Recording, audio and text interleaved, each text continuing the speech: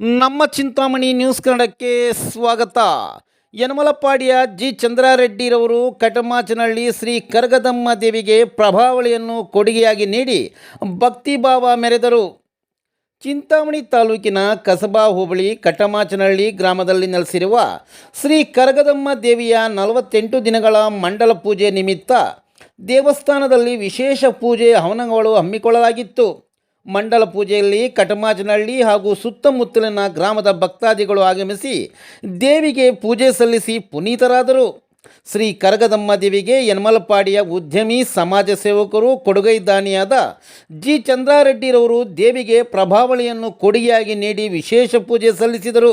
ಈ ಸಂದರ್ಭದಲ್ಲಿ ಚೇಳೂರಿನ ಸಾವುಕಾರ ಶ್ರೀನಿವಾಸ ರೆಡ್ಡಿ, ಭಾಸ್ಕರ್, ಕಟಮಾಚನಹಳ್ಳಿ ಗ್ರಾಮದ ಮುಖಂಡರಾದ ಮುನಿಯಪ್ಪನವರ Narayanaswamy, Anjaneyareddy, T Narayanaswamy, KS. Anand, Devaraj, Manjunath, K. Rangappa, ಗ್ರಾಮ ಪಂಚಾಯತಿ ಮಾಜಿ ಸದಸ್ಯ ಕೃಷ್ಣಪ್ಪ, ಕೆ.ಎನ್. ಬೈರೆಡ್ಡಿ ಸೇರಿದಂತೆ ಮತ್ತಿತರರು ಉಪಸ್ಥಿತರಿದ್ದರು.